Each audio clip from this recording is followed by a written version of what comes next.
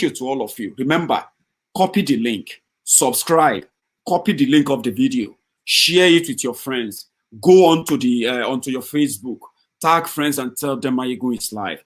It's still a long night.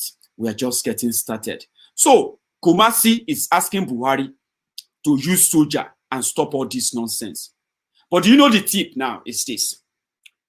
The protesters are beginning to tell themselves, including some some military officers, they are beginning to tell protesters that, you know what, if they try to attack you with if they attack you, if they try to use military to attack you, all of you should go and get Nigerian flag.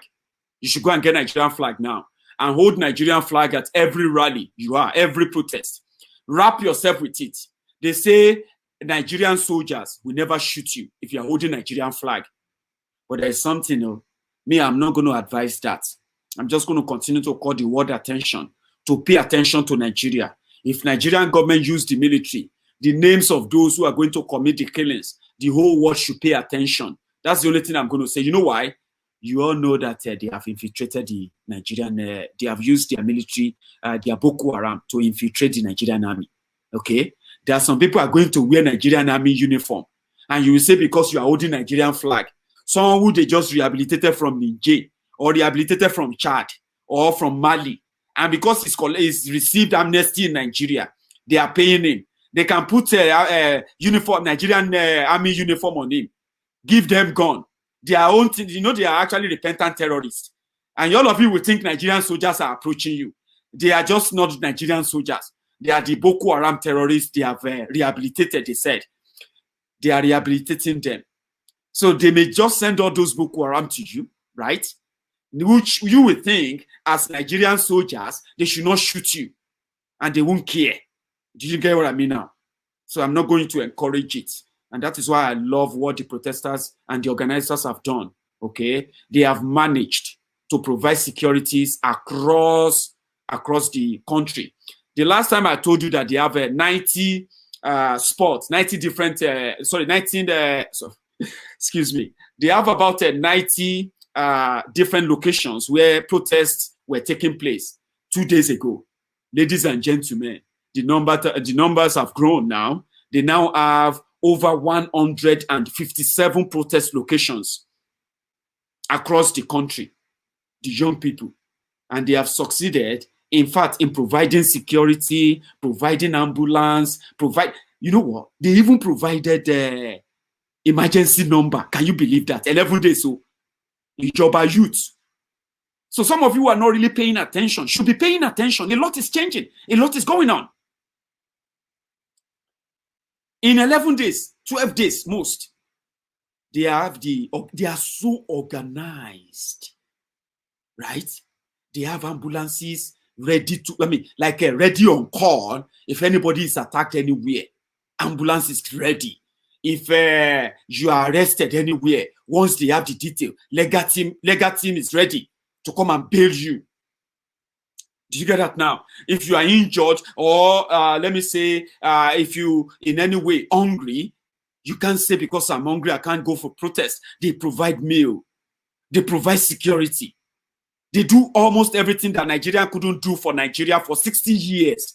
These guys have done it in 11 days. Come on, guys. Come on. Let's admit. And I'm not joking, right? They are dealing with hundreds of thousands of people every day. The level of their communication and coordination and transparency. Baba, you go bow. No joke. If you haven't been following, please do. They have created a government that is so coordinated and they don't have leader. Imagine that too. The youth that have no leader. They are doing so well that today, they have now provided emergency number for people. They say, if you are arrested, call this number. If you are arrested, press 1. If you need food, press this. If you need ambulance and medical attention, press 3. If you need whatever you need, they listed them. I swear. Like, I was just going through the whole thing today when I was at work. Like, oh my God, this is how it should be. They are tracking, monitoring, knowing the names, the numbers of people arrested, people injured, where, what time, what happened. You know, all these things so coordinated. Professor Ruga, and condolence advisor to Bokwari is busy trying to set up a committee to come and listen to the story for 6 months, and they will submit their report in 6 months. See, let me tell you something. If you don't think what these guys are doing in Nigeria is taking effect, I will show you 2 videos, right? One, you will realize that some policemen in Nigeria are now believing that the protest is actually for them. They didn't believe that the protest was for them. They are now believing that the protest is actually about them, for them to get better life, to get a dignity of life, good welfare, to be able to take care of their own families, and at the same time to become responsible policemen to the citizens and respected too. People will respect them if they have well pay. This happened today, and I want you to take a look. It happened today, and it is them supporting endsars. Take a listen.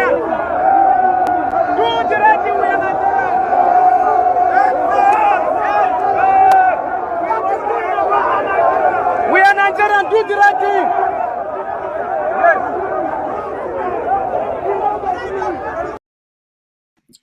So the policemen stopped and they joined the protest, and they are also shouting endsars. That happened today. Let it be on record. So I told you what happened in Osun. In Osun State today, they hang on. Okay. So in Osun State today, the young people who are protesting the police brutality, for some reason, some thugs attacked them. Thugged, sponsored by the state government, or those who believe that these guys shouldn't be protesting. They attacked them. They injured many of them. They even killed one. And the another one is also reported killed, but yet to be confirmed. Right? So the youths, when they cited their governor, this was how they greeted him.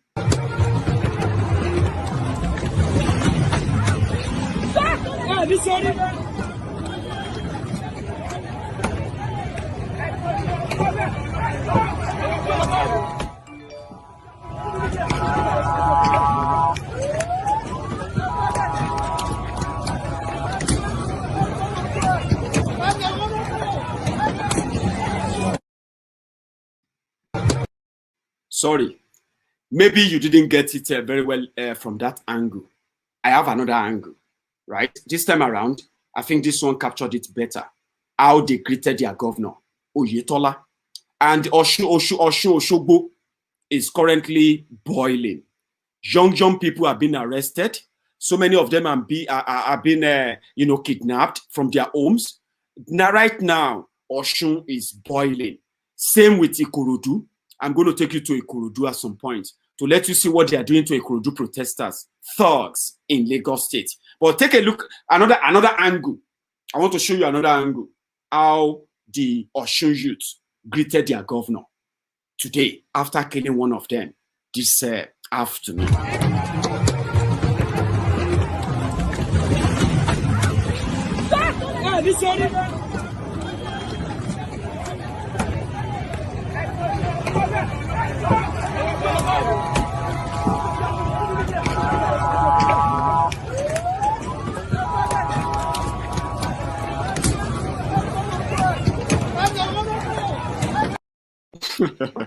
Yes, the young people reacted after the police, after the thugs who were sponsored by allegedly sponsored by the state, in fact, attacked them, and they killed one of them. So I want to quickly I'm going to show you the message from Manchester. There was a very great supporter for the protest in Manchester today, where so many Nigerians also joined to say end SARS, end SARS. And a quick acknowledgement, recognition of Violet's channel. Violet, thank you so much for your super sticker there. Well appreciated and forever grateful. Same thing goes to Ugozi. Ugos. Usobi. Thank you so much, Baba, for that super sticker shout out there too. A very great pleasure having you on this platform tonight. Remember, subscribe. Please do. Okay, subscribe so that you won't miss anything on the program at all. Let's take it further, ladies and gentlemen. You cannot reform Nigeria police. Somehow, I don't know how they're going to do it. Some of them will have to be released, or I mean, like just retire them. Like just go, lay them off and pay them off. You know what I'm talking about? And I'll tell you, it is meant. That thing is actually psychological. The people who make up the force, the people who have been subjected to so much psychological abuse, and they have to take that on the citizens they were supposed to protect. Okay, but how do you describe this? Where they say when two police officers meet, now esprit de corps, that they say. But in this case, Baba, I don't know which language. It's not a new video, by the way. It's just to let you see the character of the criminals who are actually wearing uniform, carrying guns. I'm talking about automatic guns in Nigeria, and eventually attacking and killing people. So take a look.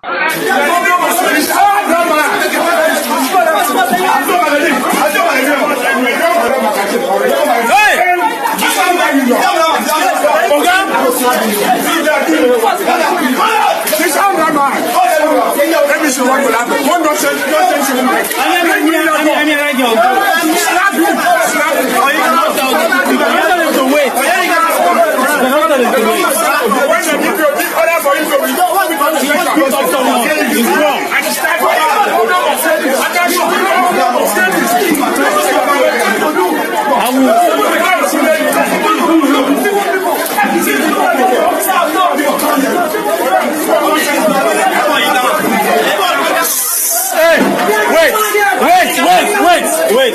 Oga, leave your gun now.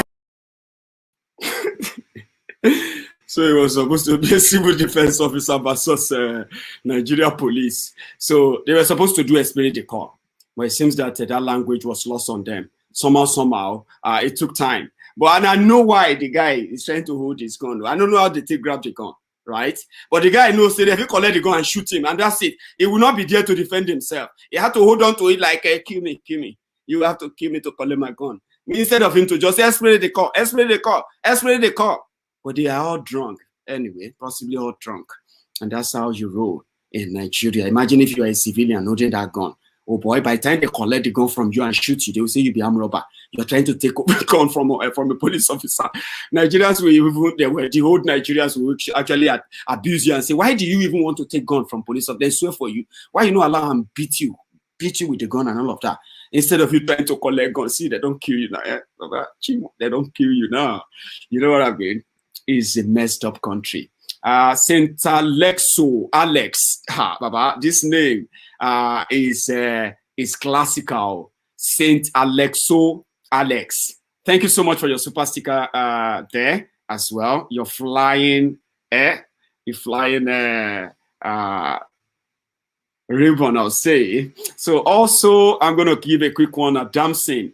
A very good one. Thank you so much, my Oduduwa brother there. You actually have your Oduduwa Republic flag. A great one, Adamson. God bless you for the super sticker there. Let us continue, guys. So I decided to quickly give a moment to share two videos with you. In fact, 3 videos. I'm going to share one you have actually watched before, from a man who lost his son to SARS in Port Harcourt. He was shot 4 times, execution style, for refusing to unlock his phone in Port Harcourt. Then I'm going to share you the story of Chiji,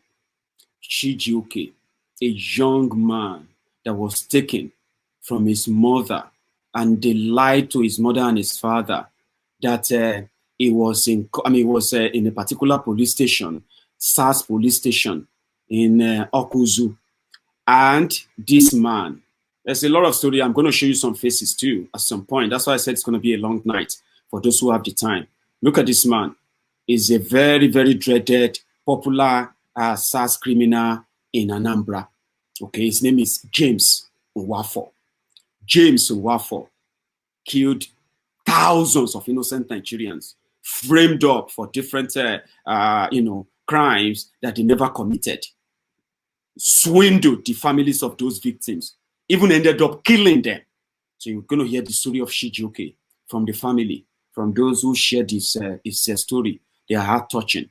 I'm going to share a story of a woman whose son was also taken away just a year ago, and since then she's never seen him.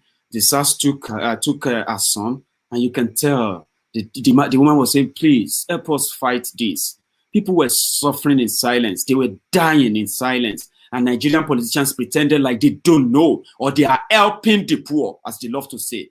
Until this protest came out, people were not bold enough to come out and tell their stories. And that is exactly the blood that is now running in the vein of these protesters now. The vein, the touchy, graphic, gory stories of what Nigerians really suffered in the hand of the people that were supposed to protect them.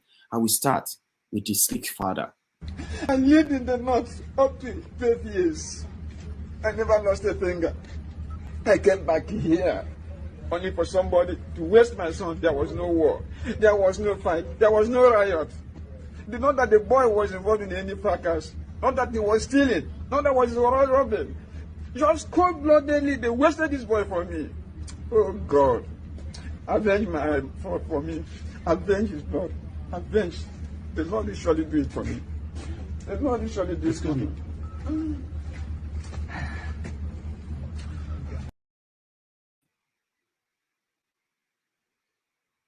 And as if God actually listened to him. Do you know what happened? Just a month after that video, endsars protest began. And today, you can tell, it seems God listened, not just to him, to others too. Watch this. More than 1 year now. Oh. So please bear with me and tell all those who killed our youth. We don't want our youth to be killed again. Yeah. Our innocent youth are most torturing in prison. So please help us to do all these things. Innocently, they are very much in prison. So please, you stay with us to stop all these things. It's not good. Thank you.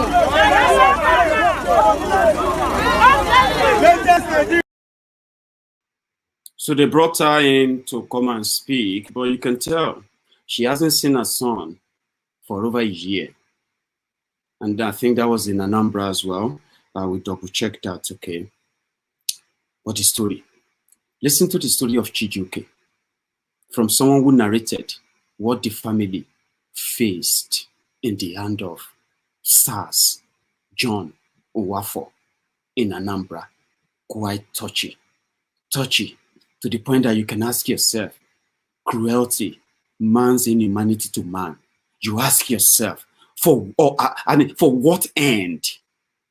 Why would you be so cruel to people that look up to you for protection, and when they see you, they see death?